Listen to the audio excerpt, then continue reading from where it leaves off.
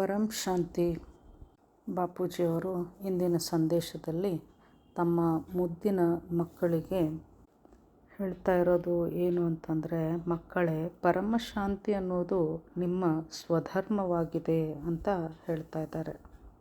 ಹಾಗೂ ಇದನ್ನು ನೀವು ಸದಾ ನೆನಪಿನಲ್ಲಿ ಇಡಬೇಕು. ಇದು ನಿಮಗೆ ನೆನಪಿನಲ್ಲಿ ಇದೆಯೇ ಅಂತ ಪ್ರಶ್ನೆ ಮಾಡ್ತಾ ಇದ್ದಾರೆ. ಅಂದಮೇಲೆ ಮಕ್ಕಳಾದ ನಾವು ಇದನ್ನು ನಮಗೆ ನಾವು ಪ್ರಶ್ನೆ ಹಾಕಿಕೊಂಡು ನೋಡಬೇಕಾದಂತಹ ಅವಶ್ಯಕತೆ ಇದೆ. ಅಂದರೆ ಪರಮ ಶಾಂತಿ ಅನ್ನೋದು ನನ್ನ ಮೂಲ ಗುಣವಾಗಿದೆ ಹಾಗೂ ಈ ಗುಣ ನಮ್ಮಲ್ಲಿ ಇದೆಯೇ ಅನ್ನೋದನ್ನು ನಾವು ನೋಡಿಕೊಳ್ಳುವುದು ತುಂಬಾ ಅವಶ್ಯಕ. ಏಕೆಂದರೆ ಇಂದಿನ ಪರಿಸ್ಥಿತಿಯಲ್ಲಿ ನಾವು ಈ ಪರಮ ಶಾಂತಿಯ ಗುಣವನ್ನು ಅಳವಡಿಸಿಕೊಳ್ಳುವುದು ಅತ್ಯವಶ್ಯಕವಾಗಿದೆ. ಏಕೆಂತಂದರೆ ಪರಿಸ್ಥಿತಿ ಇಂದು ಎಲ್ಲೆಡೆಯೂ ಸಹ ವಿಕೋಪಕ್ಕೆ ಹೋಗ್ತಾ ಇದೆ. ಇದರಿಂದ ನಾವು ನಮ್ಮನ್ನು ಶಾಂತವಾಗಿ ಇಡಬೇಕು ಅಂತಂದರೆ ನಮ್ಮಲ್ಲಿರುವಂತಹ ನಮ್ಮ ಗುಣವನ್ನು ನಾವು ನೋಡಿಕೊಳ್ಳಬೇಕು. ಆ ಗುಣವೇ ಪರಮ ಶಾಂತಿ. ಪರಮ ಶಾಂತಿ ನಮ್ಮಲ್ಲಿ ನೆಲೆಯಾಗುವಂತೆ ನಾವು ನೋಡಿಕೊಳ್ಳಬೇಕು. ಏಕೆಂತಂದರೆ ಪರಮ ಶಾಂತಿಯ ಧಾಮವನ್ನು ಸೇರುವುದೇ ನಮ್ಮ ಗುರಿಯಾಗಿದೆ. ಹಾಗೂ ಈ ಪರಮ ಶಾಂತಿ ಪರಮಧಾಮ ಈ ಲೌಕಿಕದಲ್ಲಿಲ್ಲ. ಈ ಲೌಕಿಕವನ್ನೆಲ್ಲ ದಾಟಿದಾಗಲೇ ನಾವು ನಮ್ಮ ಪರಂಧಾಮವನ್ನು ಕಾಣಲಿಕ್ಕೆ ಸೇರಲಿಕ್ಕೆ ಸಾಧ್ಯವಿದೆ. ಅಂದರೆ ಮೂಲ ವತನ್ ಹಾಗೂ ಸೂಕ್ಷ್ಮ ವತನ್ ಅಂತ ಹೇಳ್ತಾರೆ. ಅಂದರೆ ನಮ್ಮ ಮೂಲ ಮನೆ ಪರಂಧಾಮ ಹಾಗೂ ಸೂಕ್ಷ್ಮ ಜಗತ್ತು, ಈ ಎರಡೂ ಕಡೆಯೂ ಸಹ ಶಬ್ದವೆನ್ನುವುದೇ ಇಲ್ಲ. ಇದು ಶಬ್ದಾತೀತವಾದಂತಹ ಜಗತ್ತಾಗಿದೆ. ಹಾಗೂ ಯಾವ ಆತ್ಮ ಶಾಂತ ಚಿತ್ತವಾಗಿರುತ್ತದೆಯೋ ಅಂತಹ ಆತ್ಮವೇ ತನ್ನ ಫರಿಷ್ಠಾ ಸ್ವರೂಪದಲ್ಲಿ ಹಾಗೂ ಬಿಂದು ಸ್ವರೂಪದಲ್ಲಿ ಅಂದರೆ ಸ್ವಸ್ವರೂಪದಲ್ಲಿ ಅಧಿಕ ಸಮಯದವರೆಗೆ ನೆಲೆಯಾಗಲಿಕ್ಕೆ ಸಾಧ್ಯವಿದೆ. ಫರಿಷ್ಠಾ ಸ್ವರೂಪ ಅಂತಂದರೆ ಇದು ತಂದೆಯ ಸ್ವರೂಪವಾಗಿದೆ. ಏಕೆಂದರೆ ನಮ್ಮ ಜ್ಞಾನದ ಮೂಲ ಉದ್ದೇಶವೇ ತಂದೆಯ ಸಮಾನರಾಗುವುದು ಆಗಿದೆ. ತಂದೆಯು ಈ ಧರೆಗೆ ಬಂದಿರುವುದೇ ತನ್ನ ಮಕ್ಕಳನ್ನು ತಂದೆಯ ಸಮಾನರಾಗಿ ಮಾಡಲಿಕ್ಕೆಂದು. ಹೀಗಾಗಿ ಫರಿಷ್ಠಾ ಸ್ವರೂಪ ಅಂದರೆ ತಂದೆಯ ಸ್ವರೂಪ ಹಾಗೂ ವ್ಯಕ್ತದಲ್ಲಿದ್ದು ಅವ್ಯಕ್ತ ಸ್ವರೂಪದಲ್ಲಿರುವುದು ಅಂತಂದರೆ ಲೌಕಿಕದಲ್ಲಿದ್ದರೂ ಸಹ ನಮ್ಮ ಬುದ್ಧಿ ಸದಾ ಅಲೌಕಿಕ ಪಾರಲೌಕಿಕದಲ್ಲಿರಬೇಕು. ನಮ್ಮ ಇನ್ನೊಂದು ಸ್ವರೂಪ ಅಂತಂದರೆ ಬಿಂದು ಸ್ವರೂಪ. ಬಿಂದು ಸ್ವರೂಪ ಅಂದರೆ ನಿರಾಕಾರ ಸ್ಥಿತಿಯಾಗಿದೆ. ಇದನ್ನೇ ಪಾಯಿಂಟ್ ಆಫ್ ಲೈಟ್ ಸ್ವರೂಪ್ ಅಂತ ಬಾಪೂಜಿಯವರು ಹೇಳ್ತಿರ್ತಾರೆ. ಈ ಪಾಯಿಂಟ್ ಆಫ್ ಲೈಟ್ ಸ್ವರೂಪ ಇದು ನಮ್ಮ ಫರಿಷ್ಠಾ ಸ್ವರೂಪದಲ್ಲಿಯೂ ಸಹ ಇದೆ. ಅಂದರೆ ತಂದೆಯ ಸ್ವರೂಪವಾದಂತಹ ನಮ್ಮ ಆಕಾರಿ ಸ್ವರೂಪದಲ್ಲಿಯೂ ಸಹ ನಿರಾಕಾರ ಸ್ವರೂಪವಿದೆ. ಅಂದರೆ ನನ್ನ ಆತ್ಮನ ಶರೀರವು ಲೈಟ್ನ ಸ್ವರೂಪವಾಗಿದೆ ಹಾಗೂ ನಮ್ಮ ಆತ್ಮ ಪಾಯಿಂಟ್ ಆಫ್ ಲೈಟ್ ಆಗಿದೆ. ಅಂದರೆ ಆತ್ಮ ಪರಮ ಪ್ರಕಾಶದಿಂದ ಕೂಡಿದೆ. ನಾವು ಈ ಸ್ವರೂಪದಲ್ಲಿ ಅಧಿಕ ಸಮಯದವರೆಗೆ ನೆಲೆಯಾದಾಗ ಮಾತ್ರ ನಾವು ಶಾಂತವಾಗಿರಲು ಸಾಧ್ಯ. ಇಲ್ಲವಾದರೆ ಈ ಜಗತ್ತಿನ ಮಾಯೆ, ಈ ಲೌಕಿಕದ ಜಂಜಾಟಗಳು ನಮ್ಮನ್ನು ತನ್ನತ್ತ ಎಳೆಯುವಲ್ಲಿ ಸಫಲವಾಗುತ್ತದೆ. ಬಾಪೂಜಿಯವರು ಮುಂದುವರೆದು ಹೇಳ್ತಾ ಇದ್ದಾರೆ, ಮಕ್ಕಳೇ, ಸೇವೆಯ ರೂಪವೂ ಸಹ ಮುಂದುವರಿಯುತ್ತಾ ಹೋಗಿ ಅದು ಪರಿವರ್ತನೆಯಾಗುವುದು. ದೃಷ್ಟಿಯಿಂದ ಸೃಷ್ಟಿ ಪರಿವರ್ತನೆಯಾಗುವುದು. ಪ್ರಾಣಿಗಳಲ್ಲಿ ಜೈಸೆ ದೃಷ್ಟಿ ವೈಸೆ ಸೃಷ್ಟಿ ಅಂತ ಹೇಳಲಾಗಿದೆ. ಈಗ ಬೇಹದ್ನ ಮಕ್ಕಳ ದೃಷ್ಟಿಯಲ್ಲಿ ಈ ಹಳೆಯ ಜಗತ್ತನ್ನು ಬಿಟ್ಟು, ಈ ಹಳೆಯ ಜಗತ್ತನ್ನೆಲ್ಲ ಮರೆತು ಹೊಸ ಜಗತ್ತಿನ ಚಿಂತನ ಮಂಥನ ಮಕ್ಕಳಲ್ಲಿ ನಡೆಯಬೇಕು. ಅಂದರೆ ನಮ್ಮ ಹೊಸ ಜಗತ್ತಿನ ಪರಮ ಪ್ರಕಾಶ ತುಂಬಿರುವಂತಹ ಜಗತ್ತಿನ ಆ ಪರಮ ಪ್ರಕಾಶವೇ ನಮ್ಮಲ್ಲಿ ತುಂಬಿರಬೇಕು. ಪರಮ ಪ್ರಕಾಶವೇ ನಮ್ಮ ದೃಷ್ಟಿಯಲ್ಲಿ ತುಂಬಿಕೊಂಡಿರಬೇಕು. ಅಂದಾಗ ಜೈಸೆ ದೃಷ್ಟಿ ವೈಸೆ ಸೃಷ್ಟಿಯಾಗುತ್ತದೆ. ಎಷ್ಟು ಅವಶ್ಯಕತೆ ಇದೆಯೋ ಅಷ್ಟೇ ಮಾತಾಡುವುದನ್ನು ಕಲಿಯಬೇಕು. ಅಂದರೆ ವ್ಯರ್ಥ ಮಾತುಗಳಿಂದ ನಾವು ದೂರವೇ ಉಳಿದುಕೊಳ್ಳಬೇಕು. ಇದರಿಂದ ನಾವು ಎಷ್ಟು ದೂರ ಉಳಿದುಕೊಳ್ತೇವೋ ಅಷ್ಟು ನಮ್ಮ ದೃಷ್ಟಿ ಪವರ್ಫುಲ್ ಆಗುತ್ತಾ ಹೋಗುತ್ತದೆ. ಆಗ ದೃಷ್ಟಿಯ ಮುಖಾಂತರ ನಮ್ಮ ಸೇವೆಯು ಆರಂಭವಾಗುವುದು. ಹೀಗಾಗಿ ನಾವು ಸದ್ಯದಲ್ಲಿ ಮಾಡಬೇಕಿರುವಂಥ ಕೆಲಸ ಅಂತಂದರೆ ನಾವು ನಮ್ಮ ಮಾತಿನ ಕಡೆ ಹೆಚ್ಚಿನ ಗಮನವನ್ನು ವಹಿಸಬೇಕು. ಬಾಪೂಜಿಯವರು ಹೇಳ್ತಾರೆ, ಸೋಚನೆ ಸೆ ಪೆಹಲೆ ಭೀ ಸೋಚೋ. ಅಂದರೆ ಯೋಚನೆ ಮಾಡುವ ಮುಂಚೆಯೂ ಸಹ ನಾನು ಏನು ಯೋಚನೆ ಮಾಡಬೇಕು ಅನ್ನೋದನ್ನು ಯೋಚಿಸಬೇಕು ಅಂತ. ಮಾತನಾಡುವುದಕ್ಕಿಂತ ಮುಂಚೆ ಯೋಚನೆ ಮಾಡಿ ಮಾತನಾಡಬೇಕು ಅಂತಾರೆ. ಆದರೆ ಬಾಪೂಜಿ ಹೇಳ್ತಾ ಇರೋದು ಯೋಚನೆಯೂ ಕೂಡ ಯೋಚಿಸಿ ಯೋಚನೆ ಮಾಡಬೇಕು. ಸೋಚನೆ ಸೆ ಪೆಹಲೆ ಭೀ ಸೋಚೋ ಕಿ ಕ್ಯಾ ಸೋಚ ರಹೆ ಹೋ ಅನ್ನುವಂತಹ ಜ್ಞಾನವನ್ನು, ಶ್ರೇಷ್ಠ ಜ್ಞಾನವನ್ನು ಬಾಪೂಜಿಯವರು ನಮಗೆ ನೀಡಿದ್ದಾರೆ.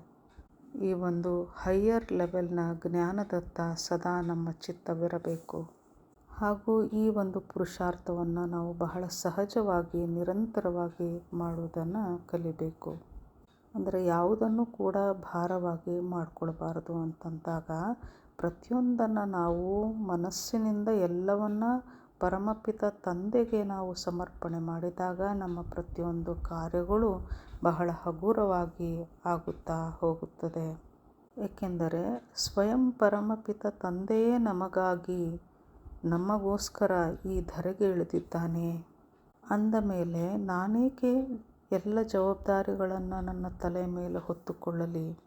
ಅಂದರೆ ಈ ಸಾಕಾರಿ ಶರೀರದಲ್ಲಿ ಇದ್ದರೂ ಸಹ, ಸಂಬಂಧ ಸಂಪರ್ಕಗಳಲ್ಲಿ ನಾವು ಬಾಳುತ್ತಿದ್ದರೂ ಸಹ ನಮ್ಮ ಎಲ್ಲ ಜವಾಬ್ದಾರಿಗಳನ್ನು ನಿಭಾಯಿಸುತ್ತಾ ಮನಸ್ಸು ಹಾಗೂ ಬುದ್ಧಿಯನ್ನು ನಾವು ಹಗುರವಾಗಿಡುವುದನ್ನು ಕಲಿಬೇಕು.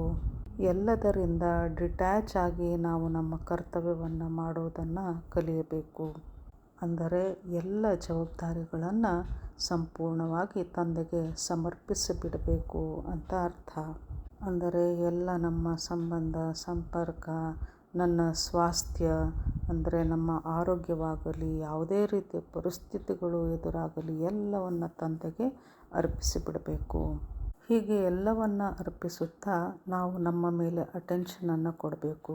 ನಾನು ಏನನ್ನು ಮಾತನಾಡುತ್ತಿದ್ದೇನೆ, ಏನನ್ನು ಯೋಚಿಸುತ್ತಿದ್ದೇನೆ, ಸರಿಯಾದ ಮಾರ್ಗದಲ್ಲಿ ನನ್ನ ಆಲೋಚನೆಗಳು ಇವೆಯೇ ಅನ್ನೋದರ ಕಡೆಗೆ ಗಮನವನ್ನು ಕೊಡ್ತಾ ಹೋಗಬೇಕು.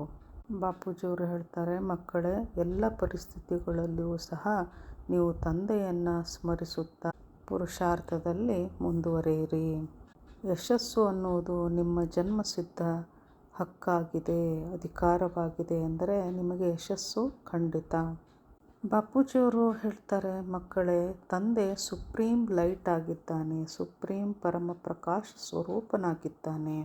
ನಾವೆಲ್ಲ ಮಕ್ಕಳು ಈಗಾಗಲೇ ಸಂಪೂರ್ಣವಾಗಿ ಅರಿತಿದ್ದೇವೆ ನಮ್ಮ ಪರಮಪಿತ ತಂದೆ ಯಾರು, ಏತಕ್ಕಾಗಿ ಈ ಧರೆಗೆ ಬಂದಿದ್ದಾನೆ.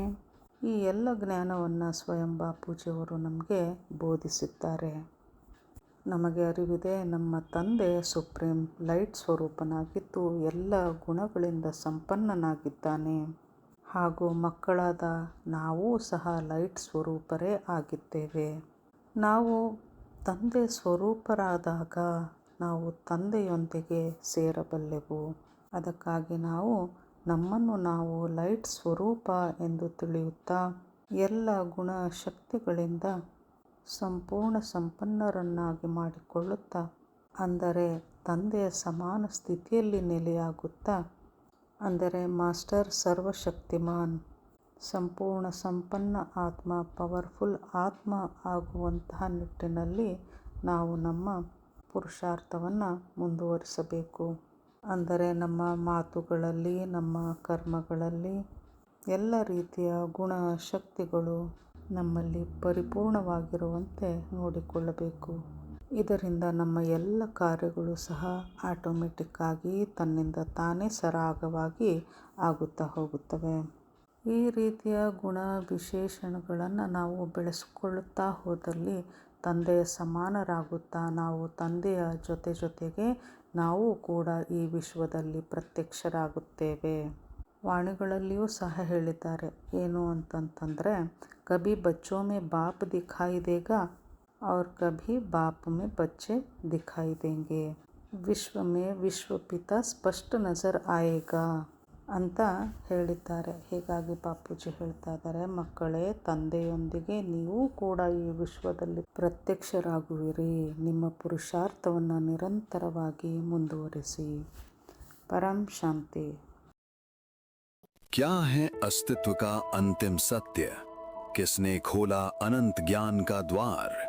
2026 में होगा रहस्य का उद्घाटन। परम शांति, अंतिम परम सत्य। बापूजी दशरथ भाई पटेल के जीवन पर आधारित आध्यात्मिक जीवनी जलरा रही है। जुड़े रहिए। परम शांति सोचो, बोलो परम शांति। Join us daily for our morning live meditation, Monday to Saturday, 5:30 to 6:30 a.m. Join us daily for live meditation, 10 p.m. to 11 p.m. on YouTube Live. Subscribe now. Website www.paramshanti.org. Email us anant@paramshanti.org. Like, share, subscribe. Join today. बेहद की परम